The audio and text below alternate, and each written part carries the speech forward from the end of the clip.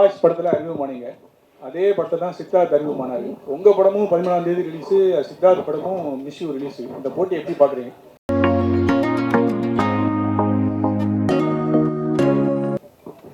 First of all எல்லாருக்கும் வணக்கம். ரொம்ப சாரி, என்னால் எழுந்து நின்று பேச முடியல. ஒரு டிஸ்க் சர்ஜரி, ஸ்பைனல் டிஸ்கில் ஒரு சர்ஜரி பண்ணி இப்போ தான் ரெக்கவர் ஆகிட்டுருக்கேன். Once upon a time in Madras வந்து ரொம்ப க்ளோஸ் டு மை ஹார்ட் இந்த படம். எதுக்குன்னா, டெஃபினட்டாக இந்த படத்தை பார்த்ததுக்கப்புறம் பார்க்குறது 100 பேர் பார்த்தா ஒரு 10 பேர்த்துலையாவது அவங்க லைஃப்பில் ஒரு சில சேஞ்சஸ் அவங்க பண்ணிப்பாங்க. அந்த மாதிரி சில விஷயங்களை இலைமறை காய்மறையாக சொல்லியிருக்காங்க இந்த படத்தில். ரொம்ப சட்டிலாக, ரொம்ப அழகாக அதை போர்ட்ரே பண்ணியிருக்காங்க. ஸோ இந்த மொத்த படத்துலேயே எங்களோட போர்ஷன் மட்டும்தான் கொஞ்சம் ப்ரீஸியாக இருக்கும். மொத்த படமுமே சீரியஸாக போயிட்டு இருக்கும்போது அதில் நடுவில் ஒரு சின்ன ப்ரீஸி போர்ஷன்னா அது நாங்கள் பண்ணியிருக்கிற போர்ஷன் மட்டும்தான். அண்ட் பர்சனலாகவே நான் ப்ளே பண்ணியிருக்கிற அந்த கேரக்டர் என்னால் கனெக்ட் பண்ணிக்க முடிஞ்சுது. ஏன்னா அனிதா ஆன் ஸ்க்ரீன் எப்படியோ அப்படி தான் நிறையா விதத்தில் பவித்ராவும். ஸோ என்னால் ரொம்ப கனெக்ட் பண்ணி ஒர்க் பண்ண முடிஞ்சுது. And to be a part of a film with such huge star cast and people with so much passion, அதில் நம்மளும் இருக்கோம் அப்படிங்கிறது வந்து ரொம்ப சந்தோஷமாக இருக்குது. அண்ட் இப்படி ஒரு படத்தில் நமக்கு ஒரு பார்ட் கிடைச்சிருக்கு அப்படிங்கிறது ரொம்ப பெருமையான விஷயமா தான் இருக்குது. இதில் ஒர்க் பண்ண எல்லாருமே, from the producer to the last person இந்த செட் வரைக்குமே ஒரு குரூப் எஃபர்ட்டாக தான் இந்த படம் உருவாயிருக்கு. யாருமே வந்து இது தனக்காக பண்ணிக்கிட்ட விஷயங்கிறத தாண்டி இது ஒரு படமாக, ஒரு ப்ராஜெக்டுக்காக எல்லாருமே அவங்களோட 100-200% கொடுத்து இந்த படத்தில் ஒர்க் பண்ணியிருக்கோம். ஸோ டெஃபினட்டாக நீங்கள் மக்கள்கிட்ட இதை எப்படி கொண்டு போய் சேர்க்குறீங்களோ அப்படி தான் மக்கள் பார்ப்பாங்க. ரொம்ப பெரிய படங்கள் அப்படின்னா நம்ம வந்து சொல்லாமே எல்லாத்துக்கும் தெரியும் இப்படி ஒரு படம் வரப்போகுது அப்படின்னு. பட் இந்த மாதிரி ஒரு குரூப் எஃபர்ட்டாக, ஒரு ஆன்சம்பிள் காஸ்ட் அண்ட் க்ரூ இருக்கிற படங்களை வந்து மக்கள்கிட்ட கொண்டு போய் சேர்க்கக்கூடிய பவர் உங்ககிட்ட தான் இருக்குது. ஸோ எங்கள் படத்தையும் அதே மாதிரி கொஞ்சம் மக்கள்கிட்ட நல்ல விதமாக கொண்டு போய் சேர்ப்பீங்கன்னு நம்புகிறோம். உங்களுக்கு பார்த்த எல்லாத்துக்குமே படம் பிடிச்சிருக்குன்னு நம்புகிறோம். Thank you so much. சமீபமாக பார்த்தீங்கன்னா உங்கள் கதைக்களம் வந்து சூஸ் பண்ணுறதுலாம் அழகாக இருக்குது. ஏன்னா ஒவ்வொரு படத்துலையும் இப்போ லைனாக வந்ததில் வேறு வேறு கதைக்களமாக நீங்கள் அமைச்சிட்ருக்கீங்க. ஸோ இந்த இதுக்கான காரணம் என்ன? நீங்கள் மாற்றத்துக்கான காரணம் என்ன? இல்லை சார், உங்கள் கேள்வியிலே தான் பதில் இருக்குது. அதுதான் கதைக்களம் தான் ரொம்ப புதுசாக இருந்தது. யூஸ்வலாக பண்ணால் ஓடவும் மாட்டேங்குது சார். அது ஒரு பெரிய இதாக இருக்குது. நம்ம ரெகுலரான ஒரு சினிமா, ஒரு பேட்டர்னாக ஒரு சினிமா பண்ணோன்னா அதுவும் ஓட மாட்டேங்குது. ஸோ இந்த மாதிரி புதுசாக ஆக்சுவலாக இது வந்துட்டு ஒரு ஓடிடிக்கு ஒரு சின்ன பட்ஜெட்டில் வந்துட்டு நாங்கள் ஒரு ஆந்தாலஜி ஃபிலிமாக 4 கதைகள் பண்ணலான்னு தான் ஆரம்பிச்சது. பட் படம் பண்ண அதோட நம்ம அந்த ப்ராசஸை பார்க்க நல்லா வருது அப்படின்னோடனே இது தியேட்டருக்கு ரிலீஸ் பண்ணலான்னு ப்ரொடியூசர்ஸ் முடிவு பண்ணாங்க. ஸோ எனக்கு வந்துட்டு இந்த கதையை கேட்கும்போது வந்துட்டு எனக்கு இந்த கேரக்டரும் புதுசாக இருந்தது. இந்த கதையில் இந்த துப்பாக்கியும் இந்த கேரக்டரும் எப்படி ரிலேட் பண்ணுறாரு, இந்த ஸ்க்ரீன் பிளே திரைக்கதை ரொம்ப புதுசாக இருந்தது. ஸோ ஒரு புது முயற்சியாக இருக்கட்டுமே, மக்களுக்கும் வந்துட்டு இந்த முயற்சி புதுசாக இருக்கட்டும். ஏன்னா ஃபர்ஸ்ட் ஆஃப் பார்க்கும்போது நிறைய பேருக்கு என்னடா சொல்லிட்டு இருக்காங்கிற ஒரு சின்ன ஒரு நெருடல் வரும். 4 பேர் கதை இருக்கும், அது பாட்டுக்கு போகும். பட் செகண்ட் ஆஃப் பார்க்கும்போது தான் வந்துட்டு எனக்கு இந்த காளிதாஸில் தான் நடந்தது. ஃபர்ஸ்ட் ஆஃப் பார்த்துட்டு வெளியில் வந்தோன்னே ப்ரெஸ்ட்டை கேட்கும்போது என்ன ஜி பார்த்துட்டு சொல்கிறேன் அப்படி போயிட்டாங்க. செகண்ட் ஆஃப் பார்க்கும்போது தான் அந்த ஃபர்ஸ்ட் ஆஃப்லேருந்து என்னென்ன அந்த மாதிரி தான் இந்த படமும். ஸோ இந்த படம் வந்துட்டு அந்த அடிப்படையில் பார்க்கும்போது கதையாக ரொம்ப புதுசாக இருந்தது. பர் சார் கோ ப்ரொடியூசர் சொன்னார் இந்த மாதிரி ஏ சர்டிஃபிகேட், யூ சர்டிஃபிகேட்லாம் பாகுபாடு பார்க்குறாங்க அப்படின்னு. உண்மையிலே அப்படி பாகுபாடு பார்க்குறாங்களா? உங்களோட கருத்து என்ன? ஏன்னா இந்த படத்தோட சப்ஜெக்ட் உங்களுக்கே தெரியும் சார். அது சென்சார் போர்டில் யார் பார்க்குறாங்கிற ஒவ்வொரு மைண்ட் செட்டை பொறுத்து இருக்குது சார். இப்போ இந்த கதையில் வந்துட்டு பார்த்தீங்கன்னா வந்துட்டு பிளட் ஷெட் கிடையாது. எனக்கு நான் நேபாளின்னு ஒரு படம் பண்ணேன். அந்த படத்தில் பார்க்கும்போது வந்துட்டு நிறையா பிளட் ஷெட் இருக்கும், உங்களுக்கு ஆக்ஷன் நிறையா இருக்கும். அதே மாதிரி வந்துட்டு கொஞ்சம் சில சென்சுவலான சீன்ஸ் இருக்கும், வல்கரான சில சீன்ஸ்லாம் இருக்கும். அதெல்லாம் வந்துட்டு ரிமூவ் பண்ணுன்னு சொல்லி ரிமூவ் பண்ணியே திருப்பி ஏ சர்டிஃபிகேட் தான் கொடுத்தாங்க. ஸோ இப்போ இருக்கிற சென்சார் போர்டு அப்போயே அப்படி தான் ஸ்ட்ரிக்டாக இருந்தாங்க. ஸோ இப்பவும் கொஞ்சம் ஸ்ட்ரிக்டாக தான் இருக்காங்க. பட் இந்த படம் பார்த்திங்கன்னா கொஞ்சம் சோஷியல் மெசேஜ் நிறையா இருக்கும், கொஞ்சம் சில கருத்துக்களை கொஞ்சம் நிறையா வந்துட்டு உள்ளடக்கி வச்சுருப்பார் டைரக்டர். ஸோ பட் என்னை பொறுத்த வரைக்கும் நான் யூஏ தான் எதிர்பார்த்தேன் ஆக்சுவலாக. அப்படி ஒன்றும் பெருசாக ஏ சர்டிஃபிகேட்டுக்கான ஒரு கண்டென்ட் மாதிரி இது தெரியல. பட் அஃப்கோர்ஸ் சென்சார் போர்டோட அந்த மைண்ட் செட்டை பொறுத்து தான் இருக்குது சார். இப்போது டைரக்டர் சார், அதாவது மாநகரம் படத்துக்கு பிறகு ஒரு நீட்ஃபுல்லான ஹைபர்லிங்க் படமாக இந்த படத்தை நாங்கள் பார்க்குறோம்.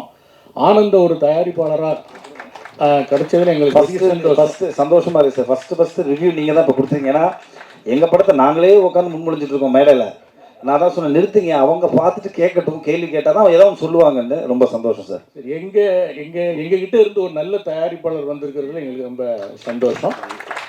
அப்புறம் டைரக்டர்கிட்ட ஒரு கேள்வி, இந்த படத்தில் வந்து ஒரு துப்பாக்கி பல கதைகளில் ட்ராவல் ஆகுது, எல்லா கதைகளுக்குமான தீர்வையுமே அந்த துப்பாக்கி தான் தருது. இது வந்து வன்முறையை முன்வைக்கிறது மாதிரி ஆகாதான்? நிச்சயமாக நீ கேள்வி நியாயம் இருக்குது. அதுக்கு நான் செகண்ட் பார்ட்டுக்கு ஒரு லீடு வச்சுருக்கேன். ஸோ அந்த செகண்ட் பார்ட்டில் வந்து கண்டிப்பாக அதை வந்து நீங்கள் துப்பாக்கி தீர்வாக இருக்காது அப்படிங்கிறத நம்புகிற மாதிரி ஒரு கதை பண்ணுவேன் கண்டிப்பாக. பரத் சார், சார் முன்னாடிலாம் உங்களை வந்து கான்டெக்ட் பண்ணோன்னா ஒரு கதாசிரியர் வந்து கதை சொல்லணும், ப்ரொடியூசர் வந்து கதை சொல்லி டேரக்டர் கதை சொல்லும்போது எனக்கு ஃபுல் பிச்சாக வந்து என் ஸ்டோரியில் நான் மட்டும்தான் இருக்குன்னு சொல்லிட்டு ஒரு விஷயம் போயிட்டு இருந்தது. ஆனால் இப்போ வந்து நீங்கள் கதை களம் வந்து டோட்டலாக மாற்றிட்டீங்க. இப்போ வந்து 4 ஸ்டோரியில் நீங்கள் ஒரு சின்ன பார்ட் தான் பண்ணியிருக்கீங்க. இது எப்படி இருக்குது? ஏன்னா இதே மாதிரி ட்ராவல் பண்ணுவீங்களா இல்லை வந்து திருப்பி ஃபுல் பிச்சாக தான் பண்ண போகிறேன்னு சொல்லிட்டு ஒரு விஷயம் நடக்க போதா? இல்லையா சார், அப்படிலாம் கிடையவே கிடையாது சார். அப்படின்னா நான் ஒரு வெயில் பண்ணியிருக்க மாட்டேன், ஒரு கடுகு பண்ணியிருக்க மாட்டேன், ராஜகுமாரன் சார் என் கூட நடித்தார், வெயில் பண்ணியிருக்க மாட்டேன். இல்லைனா வந்துட்டு ஒரு அழகாக இருக்கிற பயமாக இருக்கிறது ஒரு படம், அருண் குமாராக இருந்த டைமில் நான் அவர் கூட பண்ணேன்.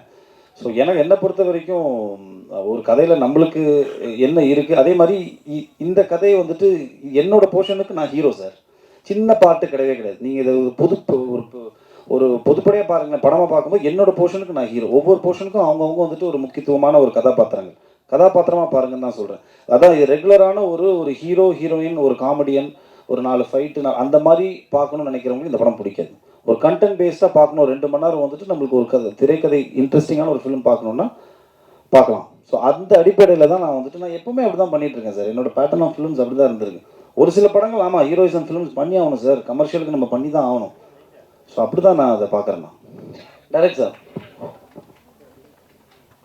இது ஸ்டார்டிங் ஓப்பனிங்கில் ஒரு இன்சிடென்ட் சொல்லியிருப்பீங்களே, அது ஆக்சுவலாக ஒரிஜினல் நடந்தது தானே? ஆமாம். அது கேஸ் இதுவாயிருக்கு. ஆனால் நீங்கள் சொல்கிறது வந்து சினிமாட்டிக்காக நீங்கள் அது புல்லட் மட்டும் வெளியில் வந்துருச்சு அப்படின்றத மட்டும் நீங்கள் எடுத்திருக்கீங்கல்ல, அதை மையப்படுத்தி தானே எடுத்திருக்கீங்க? ஆமாம், அதை மையப்படுத்தி தான் எடுத்திருக்கேன். அதில் ரைஃபிள் இருக்கும். இதில் வந்து கதைக்காக நான் என்ன பண்ணேன், நயனம்மன் பிஸ்டலாக மாற்றிக்கிட்டேன். சரி, அஞ்சலி நாயர் கூட ஒரு கேரக்டர் ரெடி பண்ணியிருக்கீங்களா? அது அவங்ககிட்ட சொல்லும்போது அவங்க என்ன இது காமிச்சு உங்ககிட்ட ரியாக்ஷன் ஏதாவது இருந்தது அவங்க பேசும்போதே? எனக்கு கதை அவ்வளோ போல்டாக இருக்கும் அதில்.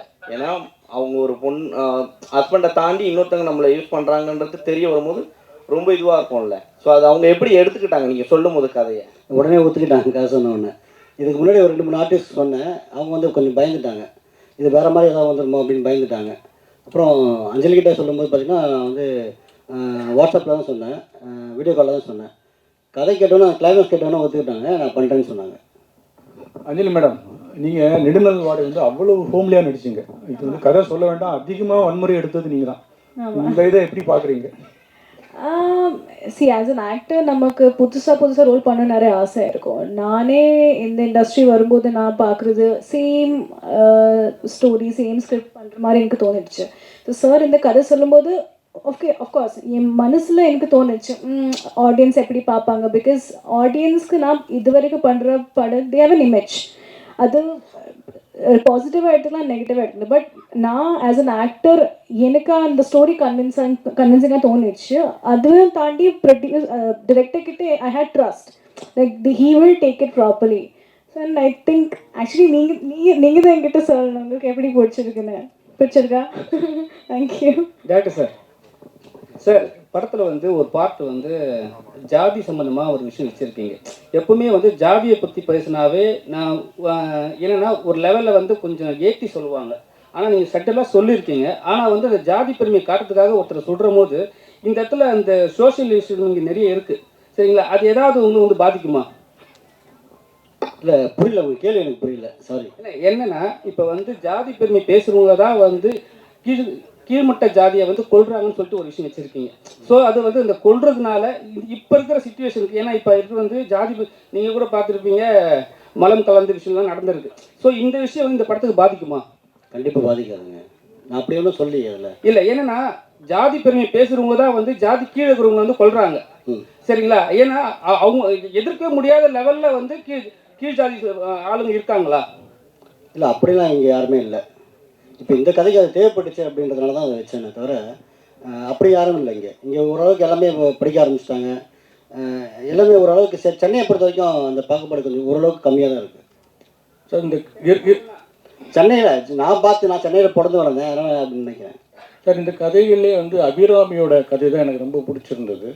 காரணம் என்னென்னா துப்புரவு தொழிலானாலே அவ்வளோ போதிய அறிவு இல்லாதவங்க, படிப்பு இல்லாதவங்கன்னு அப்படியான ஒரு சித்திரம் இருக்கும்போது ஒரு பையனை கூட திருநங்கையாக மனப்பூர்வமாக ஏற்றுக்கிற ஒரு தாயா ஒரு புதிய விஷயமா சொல்லியிருந்தீங்க. அது மட்டும் இல்லாமல் திருநங்கைக்கும் அவருடைய உடம்பு வந்து சுத்தமாக இருக்கணும்னு விரும்புகிறாங்க. குடும்பம் சொன்னால் அவங்களுக்குமே கர்ப்பம் இருக்குது அப்படிங்கிற ரீதியில் ரொம்ப புதிய விஷயம் சொல்லியிருக்கீங்க. இந்த நபர்களை நீங்கள் யாராவது சந்திச்சிருக்கீங்களா, இல்லை முழுக்க முழுக்க இது உங்களுடைய கற்பனையா?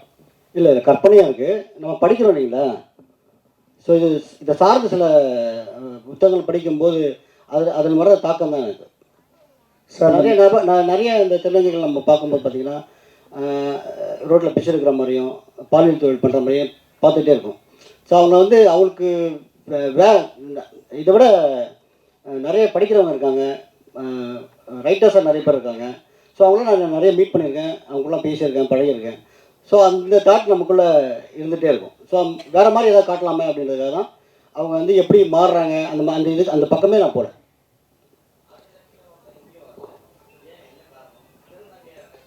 இல்லை, நாங்கள் இன்வைட் பண்ணியிருக்கோம். அந்த லாஸ்ட் டைமாக இன்வைட் பண்ணோம், இப்போ இன்வைட் பண்ணோம். கொஞ்சம் பிஸியாக இருக்காங்க. அவங்க வந்து மிஸ் யூனிவர்ஸ் வந்து செகண்ட் ப்ளேஸ் வின் பண்ணியிருக்காங்க. ஸோ அதனால் வந்து நிறைய அவங்களுக்கு வந்து ஆட் ஃபிலிம்ஸில் நிறைய வருதுன்னு நினைக்கிறேன். அதனால் அவங்க மாடலாக இருக்காங்க அவங்க. சார், 4 கதைகளையும் ஒன்றோட ஒன்று இணைச்சிருக்கீங்க. அதே சமயத்தில் ஒவ்வொரு கதைக்கும் ஒரு முடிவு வச்சுருக்கீங்க. இந்த கதை வந்து கரெக்டாக சுவாரஸ்யமாக இருக்குமா அப்படின்னு எந்த நொடியில் நீங்கள் நினச்சிங்க? சார், ஒவ்வொரு கதையும் வந்து பண்ணும்போது பார்த்தீங்கன்னா சுவாரஸ்யமாக முதல்ல எனக்கு இருக்கணும். அந்த முடிவுக்கு நாம் ஒரு கதை பண்ணும்போதே இது சுவாரஸ்யமாக எனக்கு இருந்தால் தான் நான் அந்த கதையை வந்து மற்றவங்களுக்கு சொல்லவே ஆரம்பிப்பேன். நான் எழுத மாட்டேன். முதல்ல வந்து எனக்குள்ளே ஒரு மைண்டுக்குள்ளே ஒரு கதையை வந்து வடிவமைச்சிடுவேன். அப்புறம் கேரக்டர் வடிவமைச்சிடுவேன். அதுக்கப்புறம் தான் வந்து மற்றவங்ககிட்ட ஷேர் பண்ணுவேன். அப்போ அது சுவாரஸ்யம் வந்த அப்புறம் தான் நான் அவங்ககிட்ட ஷேரே பண்ணுவேன்.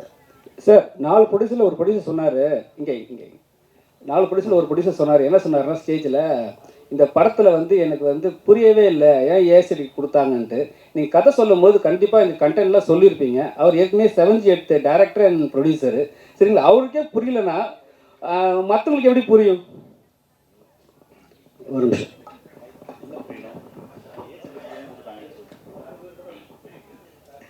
இல்லை, புரியலன்னு சொல்ல.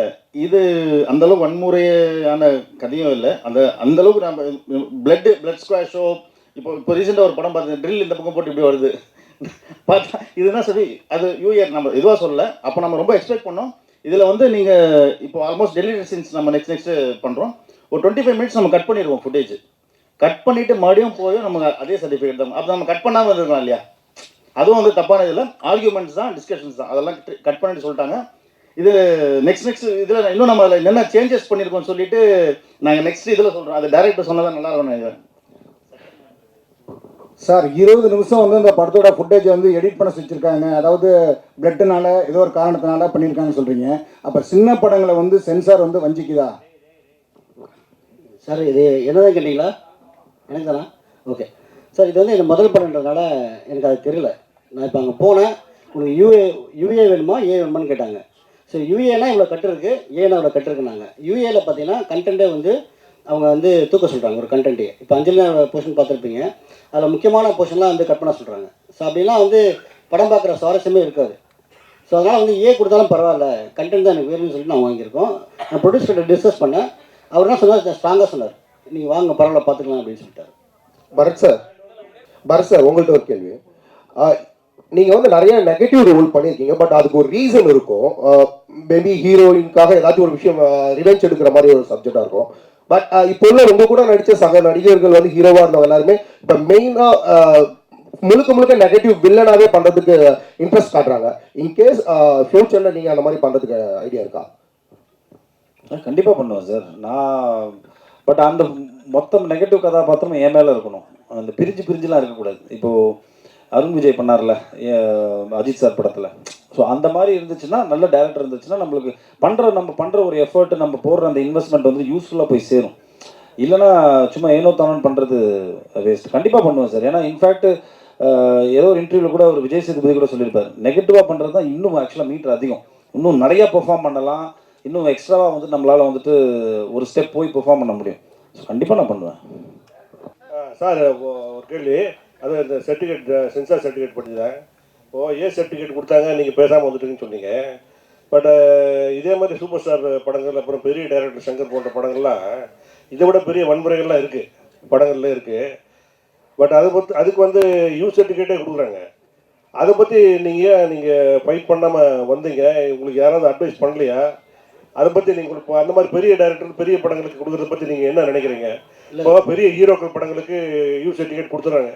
அது எத்தனை பேரை கொண்டாலும் சரி, 100 பேரை கொள்றாங்க, 1000 பேரை கொள்றாங்க, அந்த மாதிரிலாம் நடக்குது. அதுக்கெல்லாம் யூ சர்டிஃபிகேட் கொடுக்குறாங்க. பட்டு இதில் வந்து அவ்வளோ பெரிய வன்முறையெல்லாம் ஒன்றும் இருந்த மாதிரிலாம் தெரில.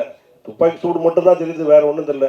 ஒவ்வொரு படத்தில் 1000 துப்பாக்கி, பலாயிரம் துப்பாக்கி, பீரங்கெல்லாம் கொண்டு வந்து சுடுறாங்க. ஆனால் இந்த படத்தில் அந்த மாதிரிலாம் ஒன்றும் இல்லை. ஆனால் இதுக்கு யூ சர்டிஃபிகேட் கொடுக்காததுக்கு நீங்கள் என்ன மாதிரி ஃபீல் பண்ணீங்க? உங்கள் படக்குழுவோட எண்ணம் என்ன அப்படி சொல்லிட்டு சார், இது வந்து என்னென்னா,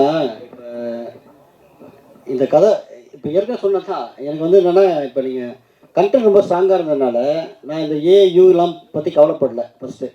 இன்னொன்று வந்து இது வந்து பார்த்திங்கன்னா குழந்தைங்க பார்க்குற படமே இல்லை, இது ஒரு மெச்சூர்டு ஆடியன்ஸ் பார்க்குற படம் தான். அது யூஏ கிடச்சிருந்தா சந்தோஷப்பட்டிருப்பேன். இல்லை சார், அதை பற்றி எனக்கு என்ன சார் தெரியும்? நான் இப்போ தான் வந்திருக்கேன் ஃபீல்டுக்கு சார். கேட்குறேன் சார், அந்த டிஸ்கஷன் அவங்க வரல. அவங்க இப்போ அந்த டிஸ்கஷனுக்கு அவங்க வரல சார். ஆல்ரெடி கேட்ட கொஷினோட ஒரு கண்டினியூஷன் தான் இது. நீங்கள் துப்பாக்கி வச்சு இது எல்லாத்துக்குமே தீர்வுன்ற மாதிரி சொல்லியிருக்கீங்க. பட் இந்த கதையை டிசைன் பண்ணும்போது நீங்கள் வேறு ஒரு மல்டிபிள் ஒரு கிளைமேக்ஸும் யோசிச்சுருப்பீங்க இல்லையா?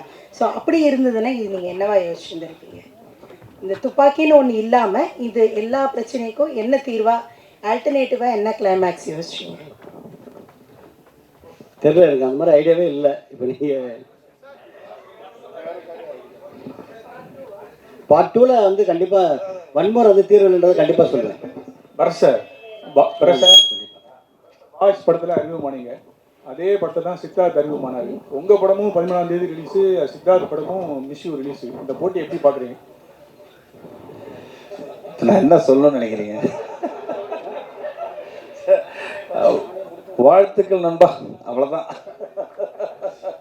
அதான் சார், அவர் படம் வரட்டும், நம்ம படம் வரட்டும், நம்ம நல்ல படங்கள் ஓடட்டும் சார், அவ்வளோதான். வாழ்த்துக்கள். முதல்ல படக்குழுவிற்கு வாழ்த்துக்கள். ரொம்ப சிறப்பாக இருக்குது படம். இதில் இந்த தமிழ் குடி அப்படிங்கிற வார்த்தை 2 தடவை வருது. ரொம்ப ரசிப்பாக இருக்குது அந்த சீனு. அது மூலமாக சமூக நீதியை சொல்கிறீங்க போல இருக்கு. இயக்குனருக்கு தான் கேட்குறேன். கண்டிப்பாக நான் நீங்கள் உடனே கொடுத்துருவோம் மைக்கு, டோன்ட் வரி. இல்லை, அவர் அந்த பக்கம் இந்த பக்கம் பார்க்குறாரு. அதுக்காக அது ஆமாம். அது வந்து பார்த்தீங்கன்னா சீமான் தான் தமிழ் குடிம்பாரு. அப்போ அவரை மனசில் வச்சு தான் அந்த ஒரு இதுக்கு பதில் சொல்லியிருக்கிறீங்களா? இல்லை, அப்படியெல்லாம் ஒன்றும் இல்லை சார். நம்ம சமூகத்தில் நம்ம படிக்கிறது, பார்க்குறது, பேசுகிறது. ஸோ நான் எங்கள் ஃப்ரெண்ட்ஸ்குள்ளேயே நிறைய டிஸ்கஷன் இது சம்மந்தமாக நிறைய நடக்கும். ஸோ அதுதான் இது வந்து கதையில் வச்சேனே தவிர வேற ஒன்றும் புதுசாக ஒன்றும் இல்லை சார். படத்தில் வந்து பெரியார் புத்தகம், அம்பேத்கர் புத்தகம் காமிச்சிருந்தீங்க, மகிழ்ச்சி. அப்புறம் அதில் ஒரு கேள்வி, சமூக போராளியாக கனியா கேரக்டர் வந்துச்சு, அதை பற்றி ஒரு முழுமை இல்லையே, ஏன் அடுத்த பாட்டில் இருக்கா சார்? அந்த இது வந்து நம்ம கர்நாடகாவில் நடந்த ஒரு ரைட்டரை பற்றின ஒரு ரைட்டரை கொலை பண்ணியிருப்பாங்க. ஸோ அதை வந்து நான் அந்த இன்டெரக்டாக தான் அதில் சொல்லியிருக்காங்க அதில். ஸோ அந்த சமூக நீதி அக்கறை வந்து பார்த்திங்கன்னா எல்லா இயக்குனருக்கும் வேணும். ஸோ எனக்கும் அதை கொஞ்சம் இருந்ததுனால நான் அதை ட்ரை பண்ணியிருக்கேன். இருக்கலாம் சார்.